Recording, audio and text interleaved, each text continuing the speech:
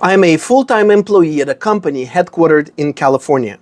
I'm currently on medical leave due to personal health issues and just made the request to my employer for additional leave beyond the 12 weeks protected under FMLA.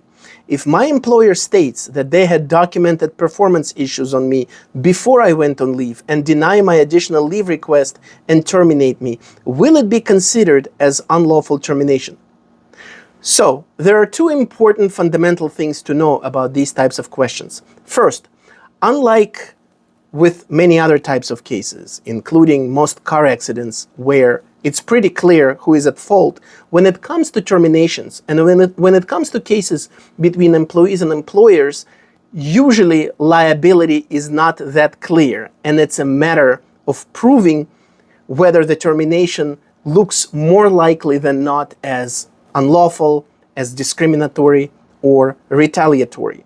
And secondly, on a related note, in this type of situation, the answer to this question will depend on what the true reason for that termination is going to be. Can the employee show that the reason or substantial reason for his termination is the fact that he applied for medical leave initially, or the fact that he asked for an extension, or whether the reason is his underlying medical condition, or whether the reason is truly and only his previously documented performance issues. And different types of evidence could support one side or the other side of the story. For example, when did the employer take notice of those performance deficiencies? Do they appear to be legitimate, even if they're not 100% fair or fabricated? What is the reason that the employer didn't bring these performance issues to the employee's attention earlier? Is there any evidence in the form of statements by the management, text messages, emails suggesting that the employer was really unhappy about the employee taking leave, asking for extension of leave, or maybe the employer was even expressing skepticism or disbelief about the employee's medical condition? And if we're talking about mental conditions or psychiatric conditions such as, depression, anxiety, PTSD, or whatever, seeing text messages or emails from management saying, oh, we all have anxiety, we all have depression, he should just get over it, or we're so sick of his request for accommodation, or anything along those lines, doesn't have to be this overt.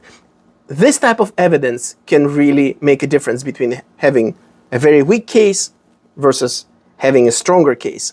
And if you don't have that type of evidence, if what you have is a relatively consistent story by the employer that they really did terminate the employee because of his performance issues, and besides the timing of events, there is nothing else that would suggest that the reason for termination is unlawful because of the medical issues, then of course there would be no case. An experienced attorney should help the employee in this type of situation evaluate whether or not there is sufficient basis for making a case, without making any guarantees, without expecting that the case is going to be 100% provable or 100% disprovable, because it's almost never the case.